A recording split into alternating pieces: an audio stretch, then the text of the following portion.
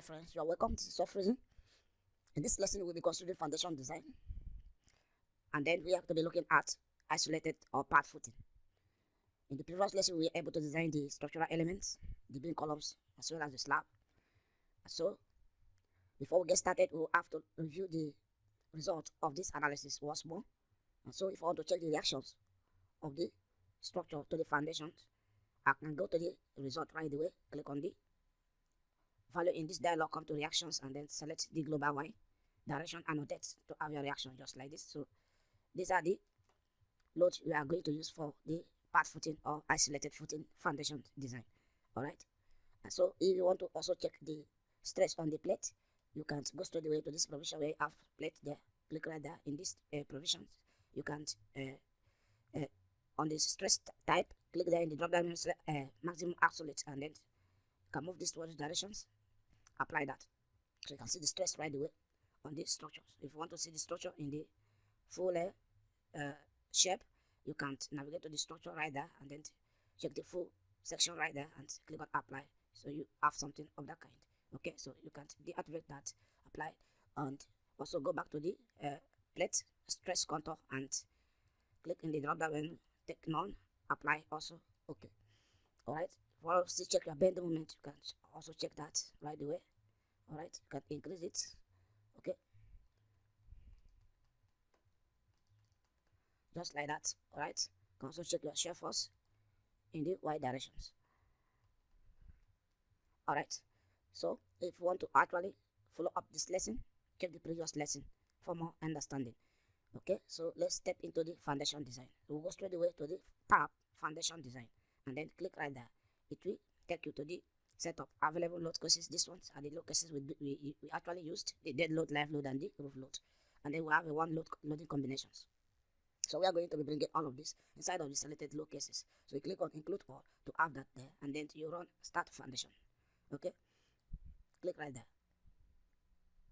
You give the program some seconds to run the start foundation effectively. All right, so the start foundations is ready now. So you can see these are the column points we have in their structure. Okay, so we'll go straight away. First of all, we'll go to load and factors. Click right there to expand it, and then go straight to generate load combination. All right, click right there in these provisions. We'll have to go to load combination table, and then we'll have to select the scale we are going to be considering in the design of these foundations, the British. Okay, so we'll be looking at the British code of practice, and then the first loading we're going to be generating is the service load combination. So you click on generate load combinations. All right, so the service load is generated successfully. Click on OK options. The next one is the ultimate load combinations. Click on generate load combinations. So after that's completed, click on the OK options and close this. Go straight away to job setup. Okay, expand that. Click on create a new job. So in this provisions, you give the job name as footings. Just like that, and then the type of footing is isolated. Okay, you can see then the design code we are going to consider British. You select right away. Okay, default unit type is going to be SI unit. So after I must have done all of that, you come straight away to these provisions. You can see the available load cases, and then you can see the selected load cases. We are going to move all of this to this selected load cases provision. So you click on this drop down arrow to move that down, just like that. Then click on create job.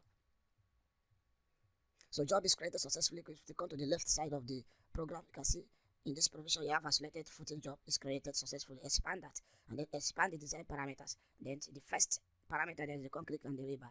Click right there, and then in the right dialog right away, you can see concrete and river. So the unit weight of concrete is 25. You are going to be using 24. All right, kilonewton per meter cube. All right, and then the minimum bar space is 50. I will leave this one at default. The strength of concrete is 25. We are going to consider 16 because 16 is 1:2:4. Okay, so and the yield strength of steel is 415. We are going to be considering 410. All right, and then the minimum bar size is 6 and the maximum bar size is 32. And we want the minimum bar size to be 12. All right, okay, and the maximum to be 32. All right, so having said that successfully, we proceed to the cover and soil. All right, so you need to select a soil type, whether drain or undrained. So we leave it drain conditions. All right, the bottom clear cover is 50. That's okay. The unit weight of the soil is 22. That's okay. All right, the soil capacity we are going to change it to 140. All right, instead of 100. Alright, then leave the rest at default. The water table, if you know the depth of water table, you can also change. Here is 10 meters at default, so we are going to be considering that.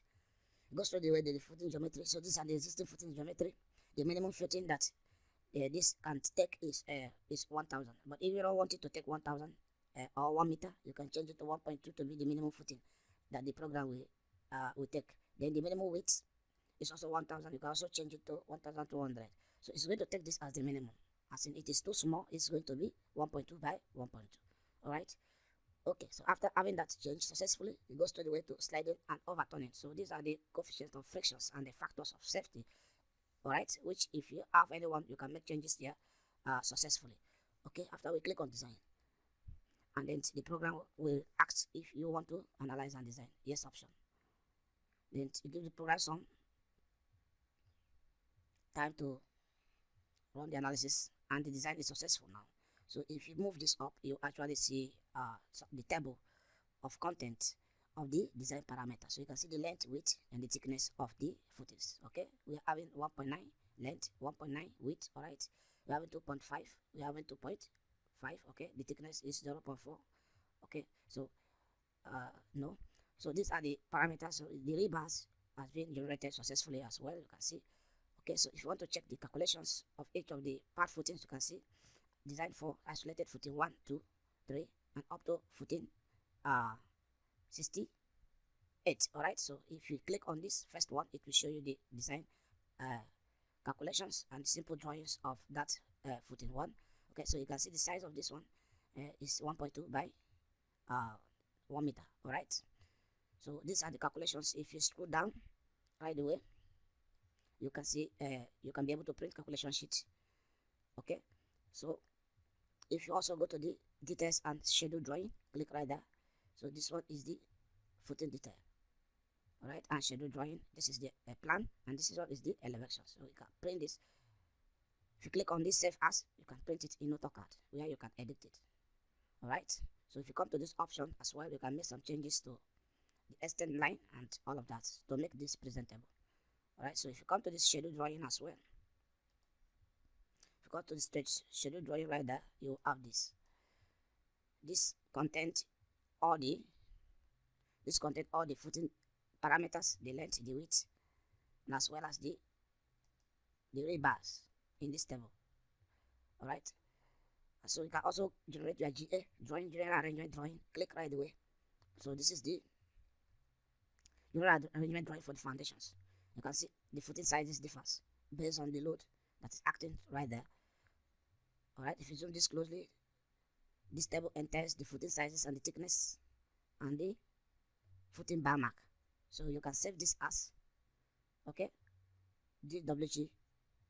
You can save it as AutoCAD file or DWG file. You'll be able to edit this in AutoCAD.